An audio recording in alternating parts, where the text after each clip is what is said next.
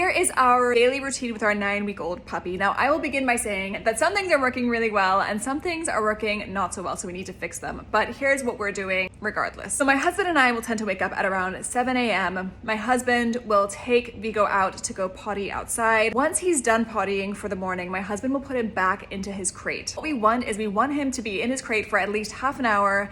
We want him to see us pottering around. We want him to know that all good things come through us. At around 7:30 or 8, I will take him out of his crate and put him into the X pen in the kitchen, and I'll do a little bit of training. So obviously he has to eat. He's a puppy. I use his kibble for said training. We'll do that for maybe around 3 to 5 minutes. It really doesn't take that long. I'll then put the rest of his food on the ground, let him eat, followed by a game, normally of tug. We'll have a little bit of roughhousing, we'll have a little bit of play, and normally we end these play sessions with him in my lap, nibbling on his little chew toy. So this takes us to around 8:30, when I will then take him back outside to go potty. By this point, my husband will have already gone to work. I work from home. From 8:30 until about 11, I will have him in his X pen. As a side note, I've talked about this before, but we do not let our puppy free roam at all. At any point, he's either in his X pen, in his crate, or outside playing. Now from 8:30 to 11:30ish, I let him play by himself. I let him nap by himself. And the way that I've set up my office is in such a way that I can keep an eye on him. So right now, I'm actually not working in our house's official office space. I'm working from the dining room, and that is just so that I can keep an eye on the X pen and constantly kind of have at least a little bit of eyes on him. Every now and then I'll peek over just to make sure that he's okay. If he's napping, I'll make sure that he's still asleep. If I see him wake up, I will immediately take him outside, because I know that waking up from a nap is kind of like an indicator that a puppy might need to go pee. If I see him playing by himself in silence, being peaceful, what I will tend to do is a bit of clicker training. So I'll give a click and give him a treat at random. I want to try and reinforce that we like when he plays by himself, that we like when he's quiet, that we like when he's being a good puppy. At around 11:30 to 12ish, I will do my second training session of the day, again using the kibble that he's gonna eat for lunch. This will tend to be 3 to 5 minutes long. Again, if you've seen some of my other videos, you'll have already seen some of the progress that Vigo's making around some of the kind of core behavioral things that we want to start shaping in him. Sometimes if he's awake between 8:30 and 11:30 and I'm not that busy, I might fit in an additional training session. So normally I do between I'd say 3 to 6 training sessions a day.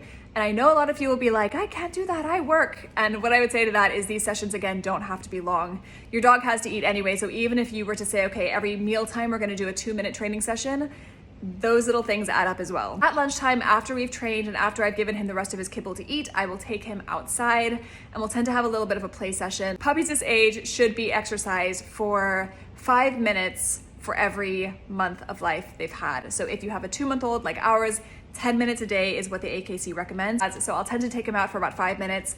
I'll run up and down with him. I'll have my tug toy and play with him. And then I'll bring him back out inside to either continue doing a little bit more relaxed play or just let him nap. From 12 to 4, again, we have self time. So I will tend to be working at the dining room table.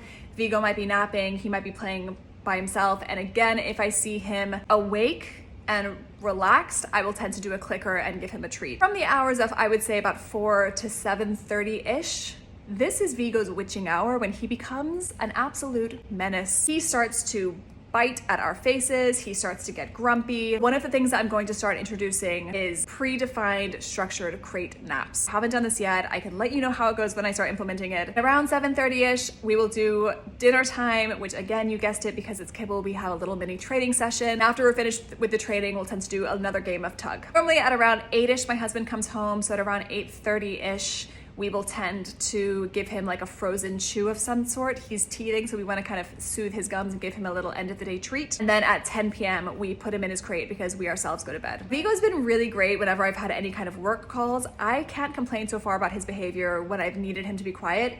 As I said, during the day, he's pretty good. It's normally after like 4 or 5 that he becomes a bit of a gremlin. But if I was in a position where I absolutely needed him to be quiet, what I would probably do is give him a frozen treat or a lick mat just to keep him distracted while I had my call. I haven't had to do that yet, but that's definitely in my arsenal of things that I will try if it comes to it. This is what we've been doing. It's been working for us, I would say like 85%.